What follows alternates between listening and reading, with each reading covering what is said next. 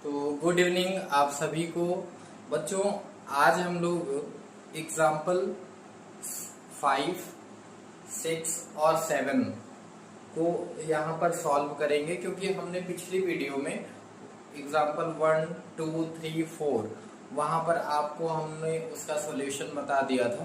तो आज की क्लास में हम लोग एग्जाम्पल 5, एग्जाम्पल 6 और एग्जाम्पल 7 जो कि एनसीईआरटी के हैं सॉल्व करेंगे। और सारे एग्जाम्पल्स जो सॉल्व करेंगे कभी न कभी बोर्ड एग्जाम में जरूर पूछे गए हैं बच्चों। वो वैसे ही है जैसे एक्सरसाइज में हम लोग क्वेश्चंस को कर रहे थे, वैसे ही है जैसे √5 वहां पर हमने अपरिमेय संख्या सिद्ध किया था, √2 को अपरिमेय संख्या सिद्ध किया था। वैसे ही यहाँ पर हमसे एक एग्जाम्पल यहाँ पर 5 है जो कि कह रहा है कि √3 एक अपरिमेय संख्या है और उसको सिद्ध कीजिए। ठीक है, तो उसी पैटर्न पर हम लोग इसको भी सिद्ध करने जा रहे हैं। ठीक है, तो सबसे पहला कार्य ये होता है ऐसे क्वेश्चन में बच्चों कि हम इसको परिमेय संख्या कुछ समय के लिए मान लेते हैं, क्योंकि हमको ये प्रूफ करना है कि अपरिमेय है इसलिए। ठीक है, तो क्या करेंगे, सबसे पहले इसको हम लोग सॉल्व करना स्टार्ट कर देते हैं। ठीक है, माना √3 क्या है, एक परिमेय संख्या है। सबसे पहले आप ये मानेंगे कि ये परिमेय संख्या है, और परिमेय संख्या कोई भी होती है उसको हम लोग a/b के रूप में लिख सकते हैं। ठीक है, तो √3 इज इक्वल्स टू क्या लिखेंगे, a/b। जहां पर आपको ये लिखना होगा कि a व b सहअभाज्य पूर्णांक है, सहअभाज्य पूर्णांक है। ठीक है, जहां b does not is equals to 0।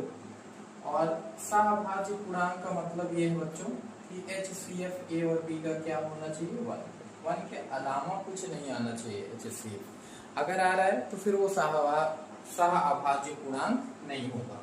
ठीक है, अब यहाँ पर एक और चीज आपको समझना है, a/b के रूप में हमने यहाँ पर लिख लिया है। अब हम लोग दोनों पक्षों का वर्ग करेंगे बच्चों। यहाँ पर दोनों पक्षों का वर्ग करने पर, है ना, दोनों पक्षों का वर्ग करने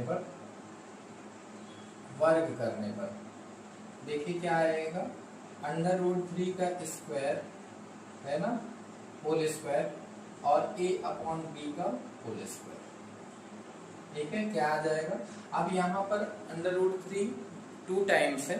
ठीक है, तो यहाँ से स्क्वायर से √ क्या होगा, हट जाएगा, क्या आ जाएगा, 3a²/b²। इधर ये आ गया होल स्क्वायर का, तो a का भी स्क्वायर हो गया, b का स्क्वायर हो गया। ठीक है, अब हम लोग यहाँ पर b² का इधर मल्टीप्लाई कर देते हैं, 3 इंटू क्या हो जाएगा, b², और उधर क्या होगा, a²। इसको हम लोग लिख सकते हैं b² a²/3। ठीक है, ये लिखा जा सकता है। और इसको आप इक्वेशन क्या कर दीजिए, फर्स्ट। बच्चों यहाँ पर आपको समझ में आया होगा कि हमने 3 को डिवाइड में कर दिया और b² यहाँ पर है, तो a² क्या आ गया, 3। ठीक है, a²/3 का मतलब ये है कि अगर a² में हम 3 से भाग देंगे, विभाजित करेंगे उसको, तो क्या आएगा, b²। इसका मतलब ये है कि a² 3 से क्या हो रहा है, विभाजित हो रहा है। ठीक है, यहाँ पर आप लिखेंगे क्या लिखेंगे, a² 3 से विभाजित होता है। इस स्थिति के अनुसार क्या समझ में आ रहा है आपको कि a² से 3 क्या है, विभाजित है। ठीक है ना, तब a भी 3 से क्या होगा, विभाजित होगा।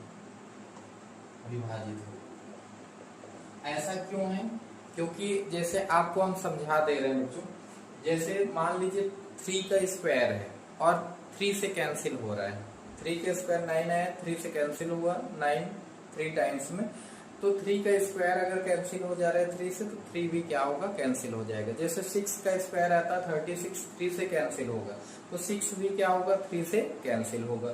तो इस तरह से हम ये लिख सकते हैं कि 3 से विभाजित होगा। अब a, इसका मतलब a को फैक्टर के रूप में 3 है, a में ठीक है, तो हम इसको लिख सकते हैं a इक्वल्स टू 3 और c d करके आप कुछ भी यहाँ पर लिख सकते हैं। a इक्वल्स टू 3c हम मान लेते हैं, क्योंकि a में क्या है, एक गुणनखंड के रूप में संख्या a का एक गुणनखंड क्या आ रहा है, 3 आ रहा है। ठीक है, अब समीकरण 1 में हम रख देते हैं, समीकरण 1 से देखिए क्या आएगा, 3b² और a की जगह क्या रखना है, 3c²। तो ये क्या हो जाएगा, 9, 3 का स्क्वायर 9 और c², इट मीन्स 3b² और यहाँ 9c²। तो 3 डिवाइड में जाएगा तो क्या हो जाएगा, b² 9c² अपॉन क्या हो जाएगा, 3 से ये 3 क्या होगा, कैंसिल। ठीक है, अब अगर हम यहाँ पर लिखें तो क्या आ जाएगा, 3c²। अगर c² निकालना चाहें तो 3 डिवाइड में आएगा b² के, तो क्या हो जाएगा, b² अपॉन 3। बच्चों यहाँ पर देखिए, यहाँ से क्या स्पष्ट हो रहा है कि b² 3 से विभाजित है, अर्थात b भी 3 से विभाजित होगा, b भी 3 से विभाजित होगा।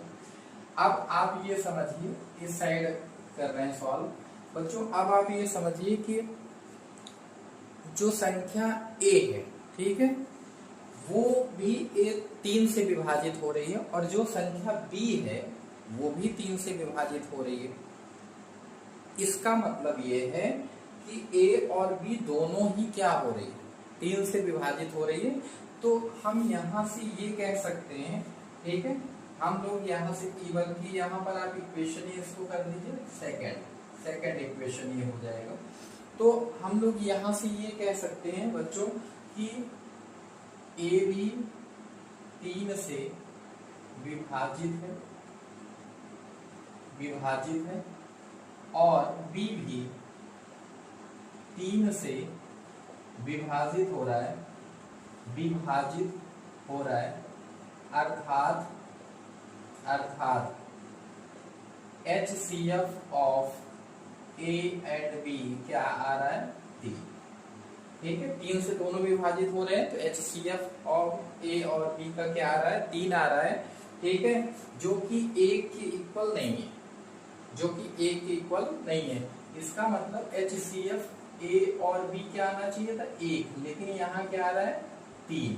ठीक है, तो ये 1 के इक्वल नहीं आ रहा है, तो ये प्रॉपर्टी जो है यहाँ पर गलत साबित हो रही है। ठीक है, जो कि यहाँ HCF जो पूर्णांक हमने माना था और HCF क्या आना चाहिए था, 1 आना चाहिए था। यहाँ तो A भी 3 से विभाज्य, B भी 3 से विभाज्य, इसका मतलब A का एक गुणनखंड 3 है, B का भी एक गुणनखंड 3 है, इसका मतलब दोनों का HCF क्या आ रहा है, 3 आ रहा है। ठीक है, तो हम लोग बच्चों ये कह सकते हैं कि यहाँ पर ये √3 जिसको हम लोग प्रूफ कर रहे थे, यहाँ से स्पष्ट हो रहा है कि हमारी ये प्रॉपर्टी यहाँ पर बिल्कुल रॉन्ग हो रही है। HCF जो 1 आना चाहिए था दोनों का, वो क्या आ रहा है, 3 आ रहा है। इसका मतलब अभाज्य पूर्णांक नहीं है। ठीक है, क्योंकि दोनों के ही गुणनखंड क्या आ रहे हैं, 3 आ रहे हैं। अतः लास्ट में हम लिखेंगे हमारी अवधारणा गलत थी,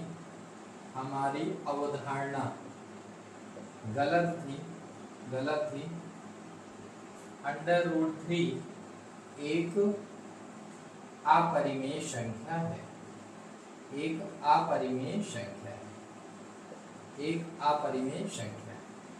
ठीक है बच्चों। √3 क्या है, एक अपरिमेय संख्या है, यहाँ से प्रूफ होता है।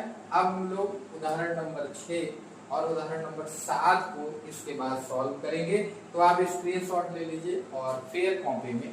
एग्जाम्पल 5 के बाद बच्चों अब हम लोग एग्जाम्पल 6 को सॉल्व करते हैं, जो कि NCERT का ही है ये एग्जाम्पल। और इसमें देखिए क्या कह रहा है, सिद्ध करो कि 5 माइनस √3 एक अपरिमेय संख्या है। एक्सरसाइज में भी ऐसे ही आपको क्वेश्चंस मिले थे, थोड़ा सा अलग थे, बाकी उसी पैटर्न पे ये भी क्वेश्चन लगना है बच्चों। ठीक है, देखिए ऐसे क्वेश्चन जब ये अपरिमेय सिद्ध करने के लिए आपसे कहता है तो इसकी जो ये एक तरह की प्रमेय होती है, इसमें आप बहुत सारे स्टेप्स को कट करके शॉर्ट में नहीं कर सकते हैं। अगर आप शॉर्ट करते हैं तो फिर वहां पर बोर्ड एग्जाम में नंबर कटेंगे मेरे प्यारे बच्चों। ठीक है, तो आपको यहाँ पर सॉल्व करना है इसको। ठीक है, इसको आपको सिद्ध करना है, प्रूफ करना है। तो यहाँ पर देखिए सबसे पहले इसको हम एक परिमेय संख्या मान लेते हैं।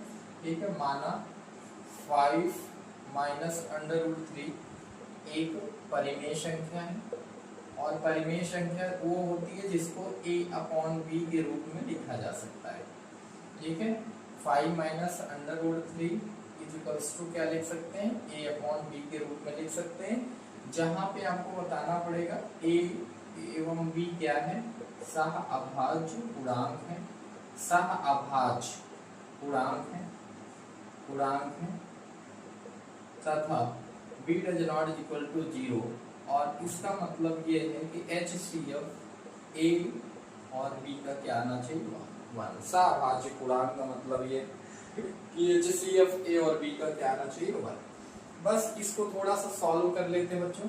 यहाँ पर हम लोग -√3 को उस साइड कर देते हैं, तो 5a/b इस साइड आएगा तो माइनस में हो जाएगा, और यहाँ -√3 उस साइड ले जाएंगे तो क्या हो जाएगा, प्लस में। b एलसीएम ले लेते हैं बच्चों, क्या आएगा, b का क्रॉस मल्टीप्लाई होगा 5b माइनस a। ठीक है, यहाँ 1 लेट कर लेंगे तो इस तरह से ये हो जाएगा, अंडर√3 के ये इक्वल है। इट मीन्स अंडर√3 के इक्वल में क्या आ गया, 5b माइनस a/b। बच्चों हम यहाँ से देखिए क्या कह सकते हैं कि यदि a/b एक परिमेय संख्या है, पहली बात तो आपको ये समझना है कि जहाँ 5a तथा b पूर्णांक है और a/b एक परिमेय संख्या है, और a/b एक परिमेय संख्या है, तब 5b माइनस a/b भी एक परिमेय संख्या होगी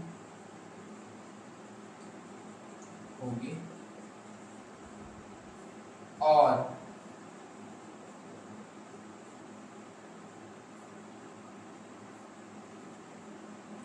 b माइनस a/b भी एक परिमेय संख्या होगी, और इसी के इक्वल में अंडर√3 लिखा है। तो अगर ये दोनों इक्वल में है तो इसका मतलब ये परिमेय संख्या, तो ये भी क्या होगी, परिमेय संख्या होगी। इससे स्पष्ट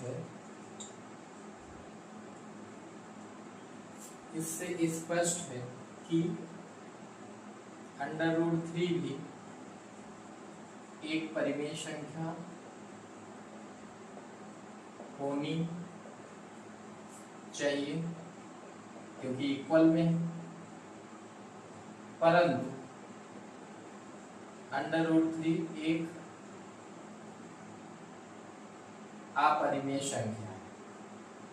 परंतु हम क्या जानते हैं बच्चों, अंडर√3 क्या है, अपरिमेय संख्या है, और कभी भी एक अपरिमेय संख्या परिमेय संख्या के इक्वल नहीं हो सकती। ठीक है, परिमेय संख्या के इक्वल नहीं हो सकती। अपरिमेय संख्या और परिमेय संख्या दोनों बराबर नहीं हो सकती है। अतः हमारी अवधारणा गलत है, हमारी अवधारणा गलत है कि हमारी अवधारणा गलत थी, हमारी अवधारणा गलत थी। 5 माइनस √3 एक अपरिमेय संख्या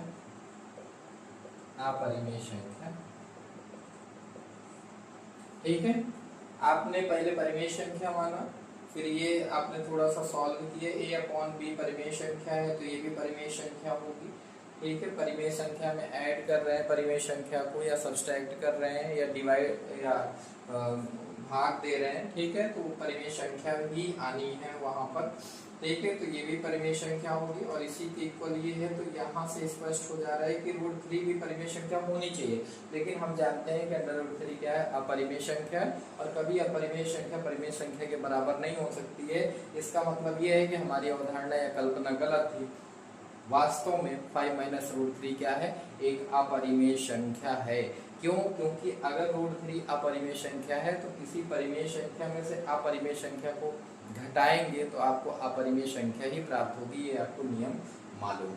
ठीक है, इस तरह से हमने क्वेश्चन नंबर 6 को बच्चों सॉल्व कर लिया है, जो कि उदाहरण 6 था आपकी एनसीईआरटी का। अब हम लोग उदाहरण 7 सॉल्व करें। तो आइए हम लोग इस क्वेश्चन को सिद्ध कर रहे हैं। देखिए, सबसे पहले आपको क्या करना है, माना 3√2 एक परिमेय संख्या है। हर बार की तरह जब भी आप अपरिमेय संख्या को सिद्ध करेंगे तब आपको क्या करना पड़ेगा, परिमेय संख्या मानना पड़ेगा। ठीक है, अपरिमेय सिद्ध करने के लिए हम कुछ समय के लिए मान लेते हैं कि 3√2 एक परिमेय संख्या है। और अगर ऐसा करते हैं तो 3√2 को क्या लिख सकते हैं, a/b के रूप में लिखा जा सकता है, जहां a व b सहअभाज्य पूर्णांक है। सहअभाज्य पूर्णांक है, ये तो आपको समझ में आ रहा है। सहअभाज्य पूर्णांक है, सहअभाज्य पूर्णांक है, और b कभी भी 0 नहीं हो सकता। ≤ 0 लिखेंगे। इसका मतलब ये है बच्चों की HCF क्या आएगा, a और b का वो 1 आना चाहिए। ठीक है, तभी हम लोग a और b को सहअभाज्य पूर्णांक बोलेंगे। ठीक है, अब यहाँ थोड़ा सा इसको 3 मल्टीप्लाई में है, इसको डिवाइड में ले जाते हैं। a अपॉन क्या कर लेंगे, यहाँ 3 इंटू में है, यहाँ आया तो क्या हो गया 3 इंटू बी। बच्चों यहाँ से स्पष्ट है कि √2 क्या है, a/3। ठीक है, अब आपको कुछ बातें यहाँ पर समझनी है। यहाँ पर a, b एवं 3 पूर्णांक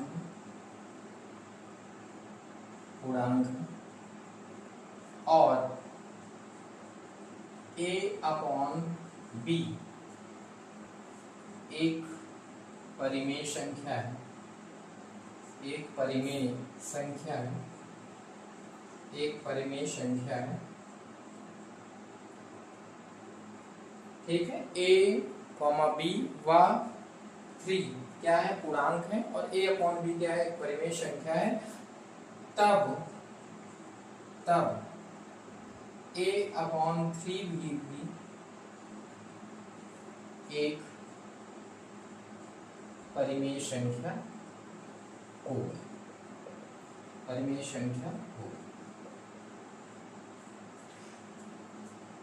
a/b परिमेय संख्या है, a/3 भी क्या होगी, एक परिमेय संख्या होगी। ठीक है, उसके बाद a, b व 3 पूर्णांक है, जिसके कारण a/3b भी क्या है, एक परिमेय संख्या होगी। और ये अगर परिमेय संख्या तो ये भी परिमेय संख्या होनी चाहिए। यहाँ से स्पष्ट है, यहाँ से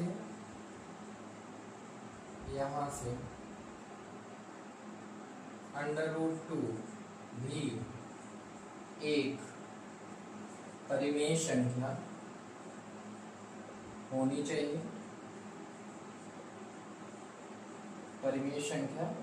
चाहिए, परंतु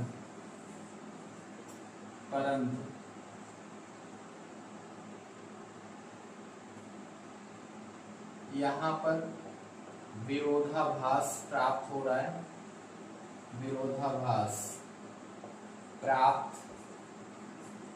रहा है, हम जानते हैं कि √2 एक अपरिमेय संख्या है।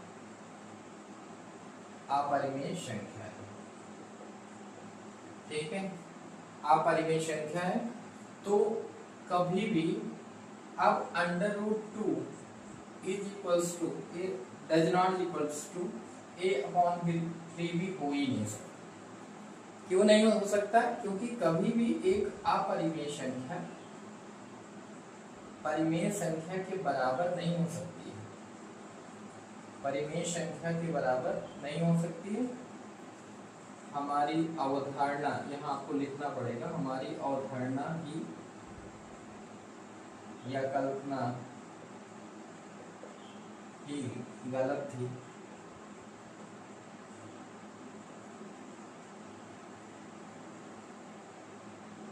थ्री अंडर रूट टू एक अपरिमेय संख्या है, अपरिमेय संख्या है, अपरिमेय संख्या है, यह सिद्ध होता है।